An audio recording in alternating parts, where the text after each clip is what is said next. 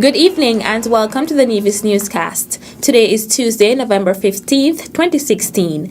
I'm Fredicia Liebert. Global Entrepreneurship Week is celebrated each year during the second week in November. This week, the NIA's Small Enterprise Development Unit, SIDU, is joining the observance by featuring a number of small businesses in the newly launched program, Small Business on the Move. The program is an interactive one hosted by SIDU, featuring the work of small enterprises as well as giving tips, guidelines, and general information to assist small businesses. Dr. Marcia Brandon, Managing Director of the Caribbean Center of Excellence for Sustainable Livelihoods, is pleased about how people have become inspired by Global Entrepreneurship Week and are interested and eager to promote entrepreneurship and to celebrate entrepreneurs. Caribbean Center of Excellence for Sustainable Livelihoods is the region's premier social enterprise focused on getting people to become entrepreneurial, resilient citizens. I'm very excited about the fact that Nevis is celebrating Global Entrepreneurship Week. This is fantastic. It is becoming a national movement, which is what GW is about. It's about mobilizing people so that we can make entrepreneurship contagious. And entrepreneurship is not just about people starting their own businesses and making money or hiring people. It's also about those people who are creative enough to help others to make their business successful. So it's about everybody. It's a way of life. It has to become a way of life now, especially for us in this region, because we are going to have to work even harder now to make sustainable livelihoods for ourselves and our families. And entrepreneurship is one way that really stimulates our creativity and allows us to find ways of sustaining ourselves as we go along. The Small Enterprise Development Unit will also host an expo at the DR Walwyn Plaza from 9:30 a.m. to 2:30 p.m. on Friday, November 18th. The event will allow about 20 small businesses to display their products and assist in creating a market for them. It is expected to bring more awareness of SIDU and the work and role it plays in assisting small businesses in Nevis.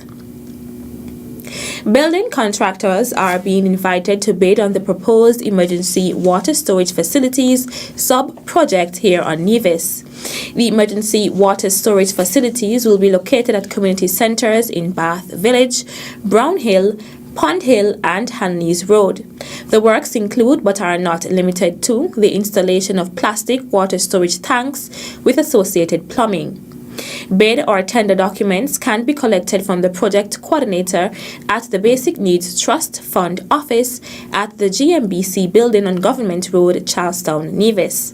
Call 469-7214 or 469-5521 extension 2107, fax 469-0173 or email nevbn@sisterisles.kn. Bidders' qualification information only must be simultaneously submitted by email to procurement@caribbank.org. Payment of a non-refundable tender deposit of $100 is required upon collection of tender document packages. The deadline for submission of tenders is December 1st, 2016 at 2 p.m. Tenders will be opened immediately after this deadline. This sub-project is funded by the Government of St. Kitts and Nevis and the Caribbean Development Bank, CDB, as part of the Basic Needs Trust Fund BNTF 7th program. Please note that CDB BNTF procurement rules will be applied to this tender. The New River Farmers Cooperative Development Society recently hosted a seminar on the topic, How to Use Water Efficiently on Your Farm.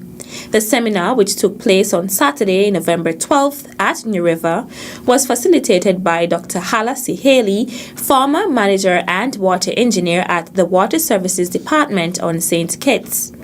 Permanent Secretary in the Ministry of Agriculture, Eric Evelyn, stated that the topic is of extreme importance. We are aware that we are in a period right now where we've been having an abundance of rain for the past few days. However, we know by history and what normally obtains in Nevis that there are times when we need water, when we do not have enough water.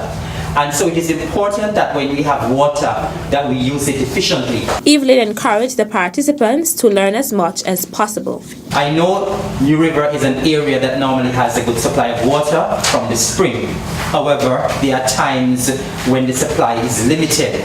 And whether the supply is limited or whether the supply is plentiful, it is important that you, the farmers, utilize the water efficiently.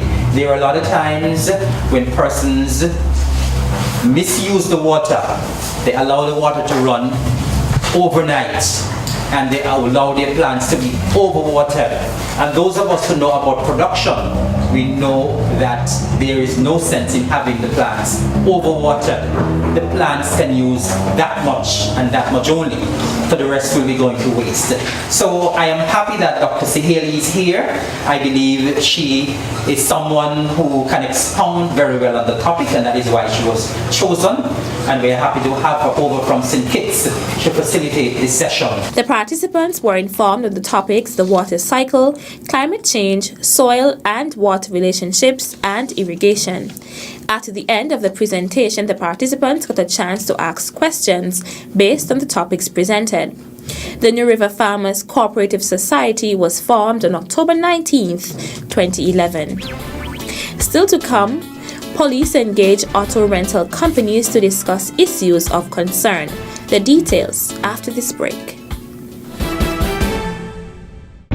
At a loss as to what's going on in Nevis? Tune into NNC on NTV. Don't worry if you don't have cable either. NNC will bring the news to you wherever you are. Facebook and Facebook Live. YouTube and YouTube Live. NevisTVOnline.com. Roku app, NTV mobile app, Smart TV, Apple TV, and any other IPTV platforms. When me ANC and you ANC, NNC.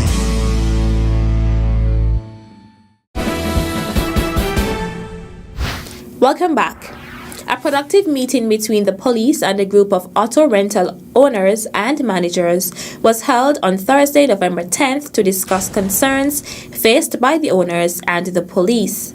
The potential use of rented vehicles in drive-by shooting incidents and other criminal activities in the Federation was a pressing issue discussed by the parties. In addition, compliance of the tinting regulations specific to rental vehicles was also addressed. Other items discussed in the meeting included adherence to pre- and post-rental policies, in particular inspection of vehicles upon return. One owner who said the meeting was important and timely admonished the others to screen their renters properly, pay attention, and just as important, work together with other rental owners. One company highlighted its proactive efforts of installing systems to monitor its fleet. After giving a brief overview of the use and proven benefits of the systems so far, other owners at the meeting were quick to express their interest in doing the same. Commissioner of Police Ian Quealy was appreciative of the willingness of the rental companies to meet with the police. He applauded their commitment to doing their part as the nation combats crime. One of the immediate outcomes of the meeting was a commitment from all the owners present to remove non-factory tints from their fleet by the end of November. Commissioner Quealy was accompanied by Deputy Commissioner Hilroy Brandy, Superintendent Cromwell Henry, Inspector Carl Keynes, and other representatives of the Traffic Department. Both parties expressed a commitment to continued dialogue. The My Healthy Plate project, which was the objective of fostering balanced eating habits among the children of St. Kitts and Nevis, has received the financial support of Delta Petroleum to the tune of $5,575. During a brief check handing over ceremony on Monday, November 14th, Beavis Sylvester, Delta Regional General Manager, said that healthy children positively impact his company's customer base. Acting Deputy Chief Education Officer Darrell Lloyd thanked Delta for its contribution, adding that he is glad the Ministry of Health has partnered with the Ministry of Education in this meaningful and productive exercise, describing it as a timely contribution. Latoya Matthew Duncan explained that the My Healthy Plate project has 3 components that will begin in January once the program commences in the pilot schools in the Federation. The first component will be getting data and anthropometric measurements of students in grade 3 to 6 to assess whether the intervention made an impact.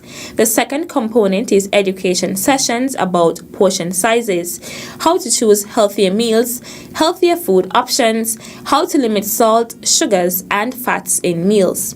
The third component involves the use of the My Plate activity booklet, which will be used to assess the children to find out how much they have learned. The children will also get a My Plate placemat which shows exact portions of the food groups on a pictorial plate. A similar initiative is taking place via the Ministry of Health in the Nevis Island Administration, coordinated by Nadine Keynes of the Health Promotion Unit. That's it for this edition of the Nevis Newscast. On behalf of all of us here at the Department of Information, I'm Fredicia Liburd. Good night. At a loss as to what's going on in Nevis? Tune into NNC on NTV. Don't worry if you don't have cable either. NNC will bring the news to you wherever you are. Facebook and Facebook Live.